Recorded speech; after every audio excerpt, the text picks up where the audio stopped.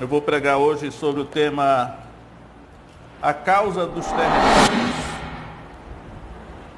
E o meu texto é Atos capítulo 16,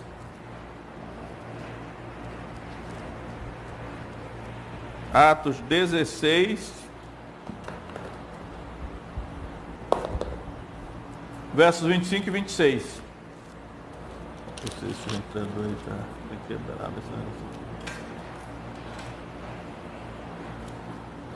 Então, Atos capítulo 16, versículo 25 e 26, diz o seguinte: E perto da meia-noite, Paulo e Silas oravam e cantavam hinos a Deus, e os outros presos os escutavam. E de repente sobreveio um tão grande terremoto, que os alicerces do cárcere se moveram, e logo se abriram todas as portas, e foram soltas as prisões de todos. Por isso que eu coloquei o meu tema, a causa dos terremotos.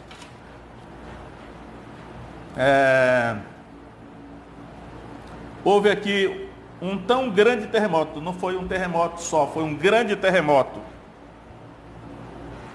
E depois eu vou ver se eu consigo detalhar esse texto.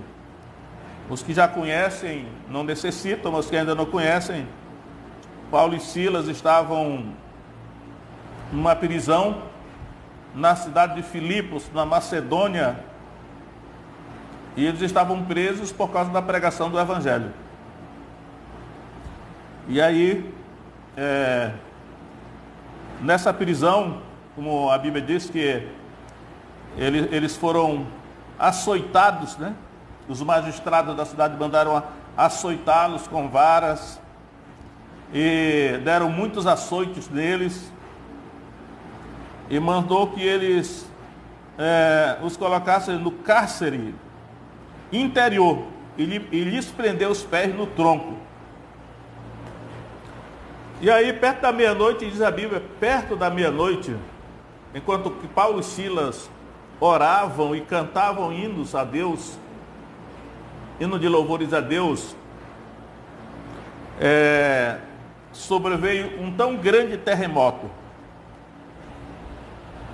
Então eu quero refletir um pouco sobre essa questão do terremoto, porque no nosso noticiário cotidiano, na televisão, nos meios de comunicação, de vez em quando se ouve falar em terremotos, e há terremotos famosos, como, pelo que eu estou me lembrando, houve um grande terremoto em São Francisco, na Califórnia, em 1906.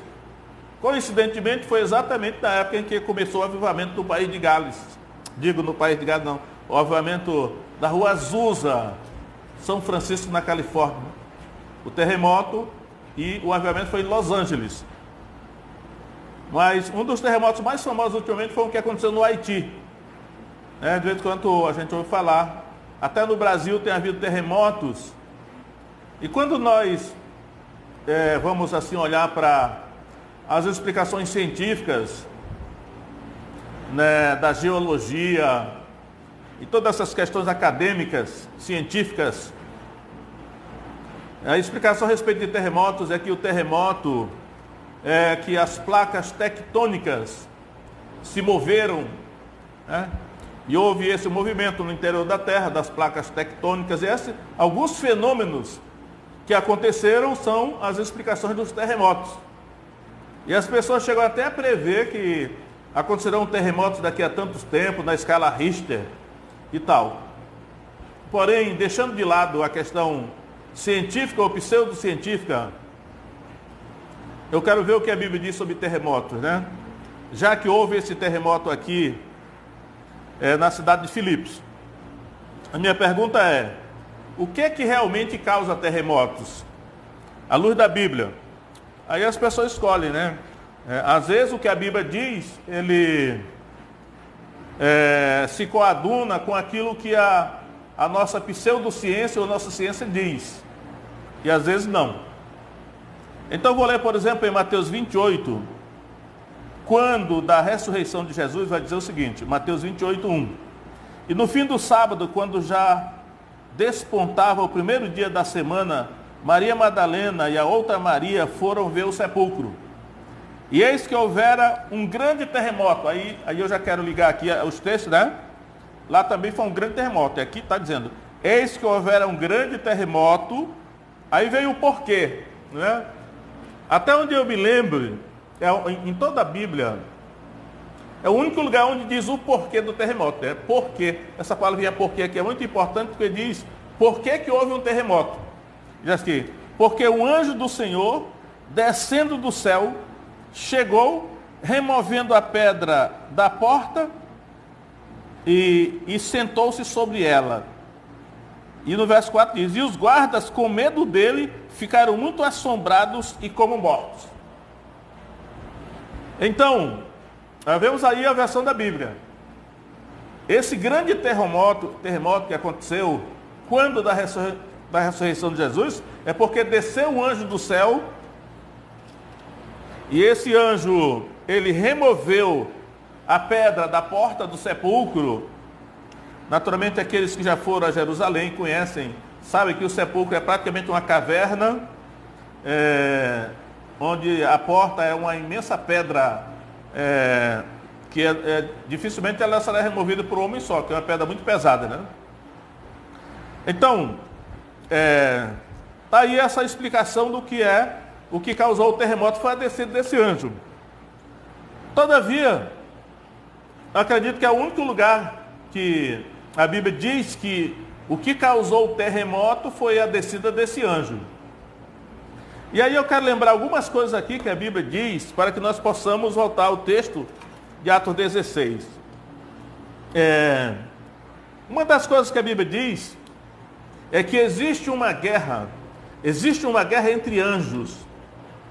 Pode ser que essa guerra seja até intermitente, não seja constante, mas existe uma guerra entre anjos. Aí eu vou ler isso aqui em Apocalipse 12, 7.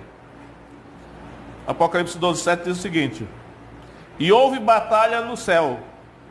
Miguel e os seus anjos batalhavam contra o dragão, e batalhava o dragão e os seus anjos. Então, essa batalha que houve no céu, e aqui eu quero lembrar que a palavra céu aqui, nós devemos tentar entendê-la. Que tipo de céu é esse? Será que esse céu é o firmamento ou a expansão, que são chamados de céus, em Gênesis 1:8, né? E que também, na minha mensagem de ontem, na segunda carta do apóstolo Pedro, onde céus e terra são mencionados várias vezes, e os céus ali significa o firmamento é a expansão. E nesse caso aqui, houve guerra no céu, aqui é batalha no céu. Miguel e seus anjos batalhavam contra o dragão, e batalhava o dragão e os seus anjos. Sabemos pelo próprio Apocalipse que o dragão é Satanás. Então, o texto de Apocalipse diz que quando o dragão moveu a sua cauda, ele levou um terço dos anjos do céu, dos anjos de Deus. Então existe uma guerra entre anjos. Essa guerra que existe entre os anjos, eu quero ir ainda para uma passagem do Antigo Testamento, do livro do profeta Daniel, que ele também fala sobre essa guerra. Daniel revela várias coisas a respeito dessa guerra, né? Onde vai dizer o seguinte, Daniel, capítulo 9 e capítulo 10, o capítulo 9 fala de um anjo chamado Gabriel, né? Daniel 9, verso 21, ele vai dizer, estando eu, ainda falando na oração, Daniel está orando, né? O homem Gabriel, que eu tinha visto na minha visão ao princípio, veio voando rapidamente e tocou-me a hora do sacrifício da tarde. Então o anjo Gabriel veio a Daniel para dar a ele a profecia das 70 semanas de Daniel. E no capítulo 10, quando Daniel novamente estava orando, capítulo 10 vai falar de Miguel de novo. Olha que Miguel é mencionado em Apocalipse 12. Então vai dizer assim, Daniel 10, verso 13 diz: porém o príncipe do reino da Pérsia me resistiu 21 dias, e eis que Miguel, um dos primeiros príncipes, veio para ajudar-me, e eu fiquei ali com os reis da Pérsia. E aí, eu quero deixar aqui o contexto, não vou pregar sobre o contexto, não vai dar tempo, mas tudo indica que Daniel revela um grande conflito, né? Acredito que é por isso que aquele livro foi escrito, chamado Grande Conflito, talvez se referindo a esse aqui. Eu não sou adventista, mas eu conheço esse livro chamado Grande Conflito, e naturalmente a pessoa que escreveu o livro se referiu a esse grande conflito, porque no capítulo 10 começa assim: no terceiro ano de Ciro, rei da Pérsia, foi revelada uma palavra a Daniel, cujo nome era Beltesazar. A palavra era verdadeira e envolvia um grande conflito. Aqui está a expressão grande conflito. E ele entendeu esta palavra e tinha entendimento da visão. Mas o que eu quero destacar aqui é o fato de haver uma guerra entre anjos, né? E lá em Apocalipse vai dizer que os anjos caídos, um terço dos anjos de Deus, eles caíram ou foram expulsos do céu e foram lançados na terra. Mas existe esse conflito entre os anjos de Deus e os anjos do dragão, que é o diabo e Satanás. Apocalipse usa essa linguagem. Eu já vi e já li alguém dizer o seguinte, que os anjos de Deus, isso aqui é especulação, mas é oportuna, que os anjos de Deus eram divididos em 3 grupos. Um grupo era comandado por Miguel, o outro terço era comandado por Gabriel, e o terceiro terço era comandado por Rei Léo, que é o nome de Satanás, segundo Isaías 14, 12. Então, quando Satanás caiu, ele levou um terço, ou seja, o grupo que estava sob o comando dele, a liderança dele. Isso é só especulação, mas tem alguma lógica, né? Pode até não ser verdade, mas tem alguma lógica. O certo é que existe esse conflito. Só que eu percebo o seguinte, Deus, ele sabendo, Daniel, aqui ele descreve a aparência de um anjo. Veja só a descrição do anjo, que eu acredito que é Miguel, que é Gabriel, que Daniel descreve. Daniel 10, 6, ele diz o seguinte: o seu corpo era como turquesa, o seu rosto parecia um relâmpago, os seus olhos como tochas de fogo, os seus braços e os seus pés brilhavam como bronze polido, e a voz das suas palavras era como a voz de uma multidão. Então, a descrição de um anjo é uma descrição terrível. Por isso que lá em Mateus 28, quando os soldados que guardavam o sepulcro de Jesus, eles viram um anjo só, eles desmaiaram de medo daquele anjo. Porque lá também vai ter uma certa descrição resumida do anjo. Mas Deus, ele, dentro da sua soberania, e Deus é bondoso, né? Sabe que Deus é bondoso, ele é paciente, ele sabe que se os seres humanos virem os anjos, eles não vão aguentar, porque vão ter muito medo, vão desmaiar, porque é uma aparência assustadora. Acredito que os anjos ele têm a capacidade de assumir qualquer forma, e até mesmo qualquer tamanho. E geralmente eles aparecem de uma forma humana, mas não significa que a forma deles seja humana. Ele pode ter outra forma. Então, Deus não permite que os seres humanos vejam anjos, a não ser em algumas situações excepcionais.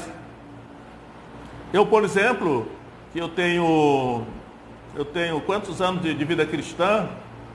Eu já tenho mais de 40 anos de vida cristã, mas eu nunca vi um anjo. Às vezes até gostaria de ver, mas se o anjo aparecer para mim numa forma real dele mesmo, certamente eu vou ficar apavorado, né? Então, Deus não permite que os seres humanos, eles vejam os anjos. E aí, todavia, né, eu vou mostrar aqui em Lucas capítulo 2, como aqueles pastores que estavam apacentando seus rebanhos, na época do nascimento de Jesus, na Judéia. Lucas 2, a partir do verso 8, diz assim: ora, havia naquela mesma comarca pastores que estavam no campo e guardavam durante as vigílias da noite o seu rebanho. E eis que o anjo do Senhor veio sobre eles, e a glória do Senhor os cercou de resplendor, e tiveram grande tremor, grande temor. E o anjo lhes disse: não temais, porque eis aqui vos trago novas de grande alegria, que será para todo o povo. Pois na cidade de Davi vos nasceu hoje o Salvador, que é Cristo Senhor. E isto vos será por sinal: achareis o menino envolto em panos e deitado numa manjedoura. Observe que esses pastores judeus que estavam no campo ali na Judéia, eles viram apenas um anjo. Agora veja o que diz aí, no verso 13. E no mesmo instante apareceu com o anjo uma multidão dos exércitos celestiais, louvando a Deus e dizendo: glória a Deus nas alturas, paz na terra, boa vontade para com os homens. Então, apareceu somente um anjo para dar a mensagem do nascimento de Jesus. E depois apareceu a multidão de anjos da milícia celestial. Era um exército de anjos, né? E só que eles estavam invisíveis. Eles estavam invisíveis. Então, e depois os pastores os viram cantando. Então, a convicção que eu tenho, lendo a Bíblia, estudando a Bíblia, é que os anjos, eles são invisíveis aos olhos humanos. Algumas vezes, eu creio que é até uma raridade, Deus permite que algum humano veja um anjo, e quando o humano vê o anjo, geralmente ele vê somente o comandante, porque anjo, dificilmente ele anda só. Ele é assim, tipo um esquadrão militar, eles andam em batalhões, pelotões, creio eu. E geralmente só aparece o comandante. Por isso a gente diz assim: mas só um anjo fez tal coisa. Às vezes não é um anjo só. Ele tem um batalhão com ele, uma multidão, mas só aparece um para não amedrontar os seres humanos. E aí a minha questão o terremoto que foi causado em Atos 16 na cidade de Filipos, enquanto Paulo e Silas oravam e cantavam louvores a Deus, o que causou esse terremoto? Porque é um terremoto muito semelhante ao terremoto que aconteceu, a expressão é mesmo, um grande terremoto, em Mateus 28, quando o anjo desceu do céu e removeu a porta do sepulcro.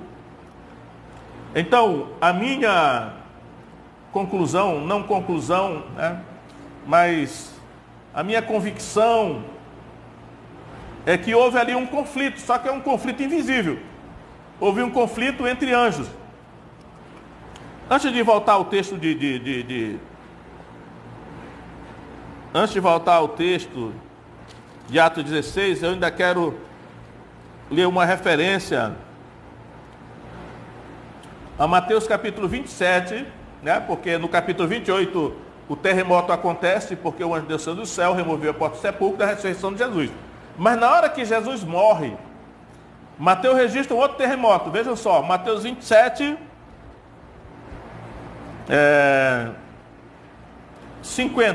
27, 50 de Mateus. E Jesus, clamando outra vez com grande voz, rendeu o espírito. E eis que o véu do templo se rasgou em dois, de alto a baixo. Agora vejam. E tremeu a terra. Um tremor de terra é um terremoto, né? E fenderam-se as pedras. E abriram-se os sepulcros. E muitos corpos de santos que dormiam foram ressuscitados. E saindo do sepulcro, depois da ressurreição dele, entraram na cidade santa e apareceram a muitos. Então, esse terremoto, esses fenômenos aí, aconteceram quando Jesus expirou, quando Jesus morreu, e 3 dias depois houve aquele terremoto, quando Jesus ressuscitou. Então, contextualizando na Escritura, Mateus, Atos 16. Creio eu que há um conflito, uma luta, uma guerra entre anjos no ar, só que eles são invisíveis. Creio eu que quando Jesus morreu, todos aqueles fenômenos que aconteceram naquela geografia, era em decorrência de que os demônios, creio eu que Jesus foi entregue na mão de Satanás. Satanás, com todos os seus demônios, estavam ali para torturar e para matar Jesus. E eu acredito que houve um conflito ali. É possível que os anjos estavam só olhando porque eles não podiam intervir, Jesus tinha que morrer pelos pecadores. Estava na mão de Satanás. Foi Satanás que matou Jesus. E ele estava com os seus demônios ali. Creio eu que foi por isso que houve aquelas trevas de 3 horas. Estava cheio de demônios no céu. E eu creio que quando o anjo desceu do céu para abrir a porta do sepulcro de Jesus, houve um conflito ali, né? Eu acredito que aqueles soldados que guardavam a porta do sepulcro de Jesus, cedidos por Pôncio Pilatos para os sacerdotes judeus, né?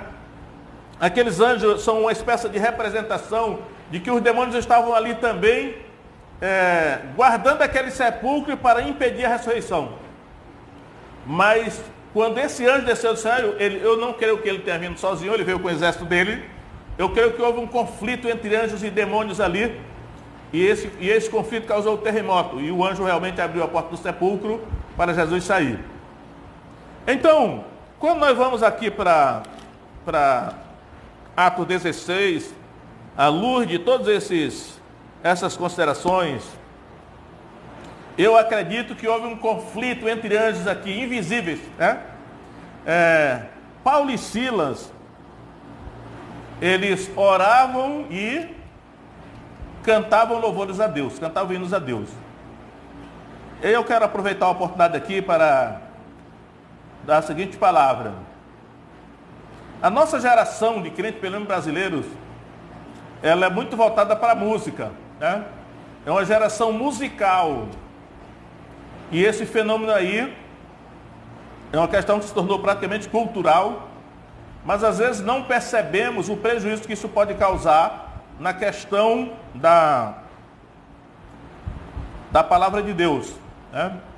Porque eu tenho ouvido até alguns irmãos pregando aqui, verso 26, Atos 16, 26.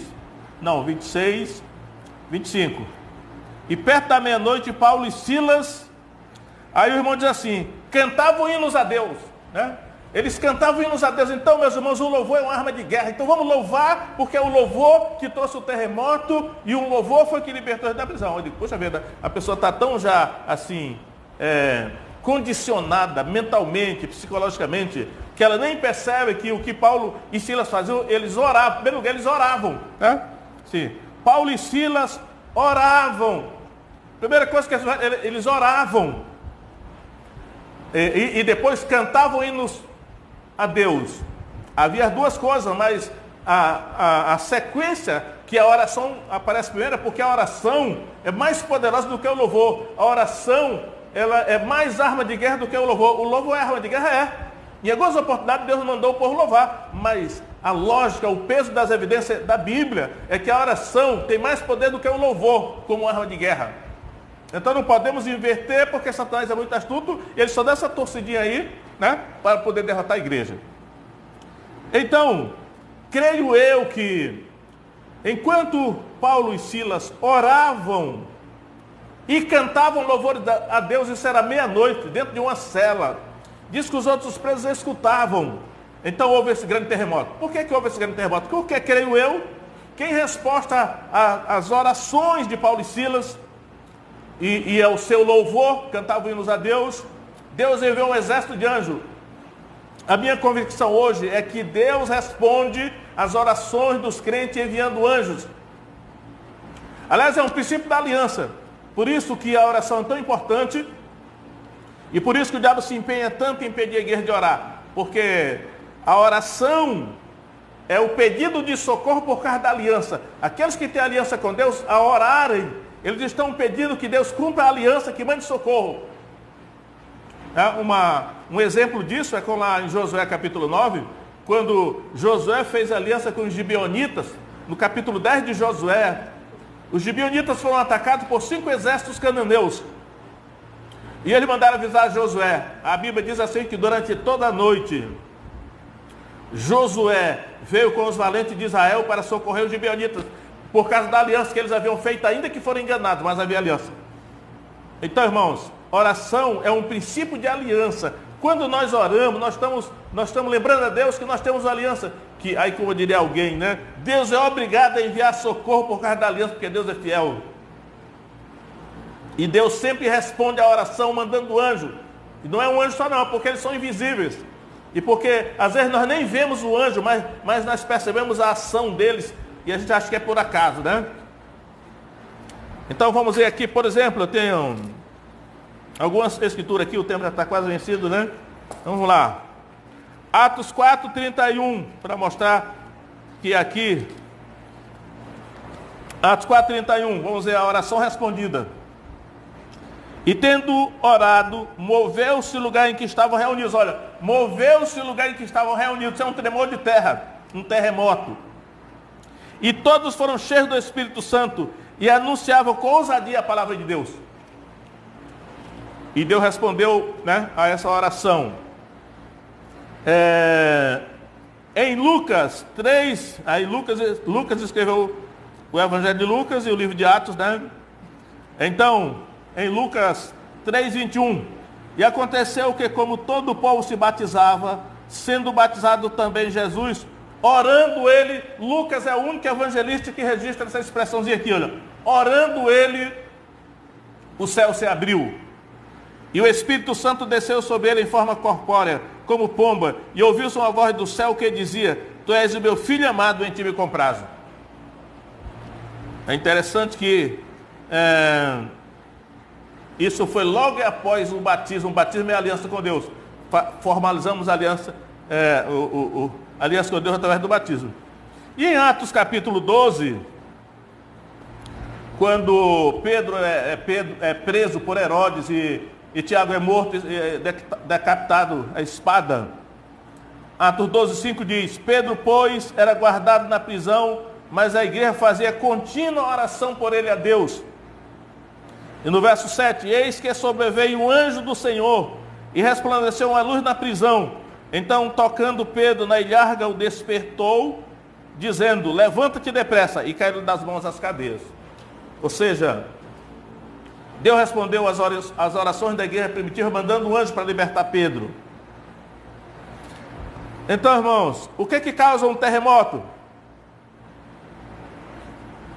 O que causa um terremoto, à luz da Escritura, é que existe um conflito invisível, né? As pessoas, às vezes, nós já fomos muito assim secularizados, né? Já sofremos lavagem cerebral desde que nascemos, na escola, em todos os lugares, nós já fomos assim massacrados na nossa mente para acreditar de determinadas coisas e duvidar de outras.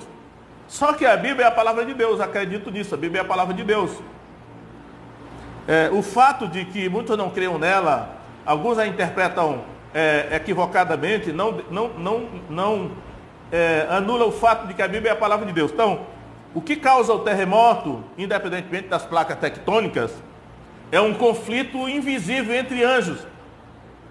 E aqui no caso de Filipos, Atos 16, nós vamos ver o seguinte, é porque não vai dar tempo, mas esses textos que eu falei, praticamente todos eles têm conexão com o Messias, né? Daniel, o anjo anunciou o nascimento do Messias, a vinda do Messias, né? Os anjos anunciaram o nascimento do Messias lá em Lucas 2. Apocalipse 12 mostra que a mulher deu à luz a um filho que foi arrebatado para Deus. E aqui eles estão anunciando o Evangelho de Jesus Cristo. E vemos que aqui em Filipos, a família de Lídia foi salva, depois a família do carcereiro foi salva, e levantou-se uma oposição. Satanás sempre se levantará para fazer oposição à pregação genuína do Evangelho. Primeiramente, ele se levantou por meio daquela moça que tinha um espírito de adivinhação. E depois Paulo expulsou o demônio daquela mulher, daquela moça, e os patrões dela, os senhores dela, levaram Paulo diante das autoridades judiciais, e vemos como ali o sistema judiciário daquela cidade foi usado por Satanás para impedir a proclamação do Evangelho. Então, meus irmãos, o que causa um terremoto? Acredito que é um conflito no mundo invisível, né? Porque existem realidades invisíveis. Apesar que, às vezes, muitas pessoas, né? Muitos governantes, até cientistas, claro que tem cientistas cristãos que creem, eles sabem muito bem disso, mas a pseudociência não sabe. Então, fica essa questão, acredito que a questão aqui é a oração, né? A proclamação do Evangelho, a salvação das vidas, porque se nós formos analisar, quando houve o terremoto em Filipos, diz que o terremoto abriu todas as prisões, todos foram libertos daquela diria até uma penitenciária. E quando nós vamos para Mateus capítulo 27, vai dizer lá que quando Jesus morreu, abriram todos os sepulcros. Foi uma libertação aqui. As pessoas que estavam mortas ressuscitaram. Muitos corpos de santos foram ressuscitados, diz lá o texto. E aqui em Filipos, todo mundo que estava preso foi solto.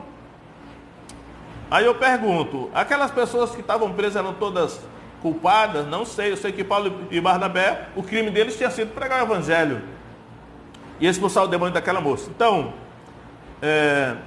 urge que nós continuemos crendo e fazendo aquilo que Jesus mandou, que é pregar o evangelho, mas é para orar, né?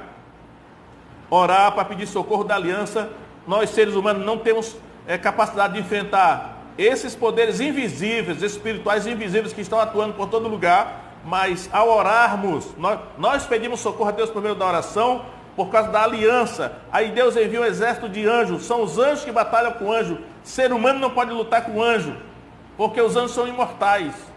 Mas os anjos batalham com os demônios, com os anjos caídos, seja lá o que for. Mas nós podemos orar e pedir socorro por causa da aliança. E aí quando houver um terremoto, nós temos que perguntar, né? Esse terremoto aí foi consequência de quê? Houve uma guerra entre anjos e demônios. Deus mandou alguma equipe de anjos para tentar libertar aquela situação. Houve algum conflito ali. A nossa parte é orar e crer, né, naquilo que a palavra de Deus diz. Então que Deus abençoe os irmãos aí e os amigos. E até a próxima oportunidade, se Deus assim o permitir.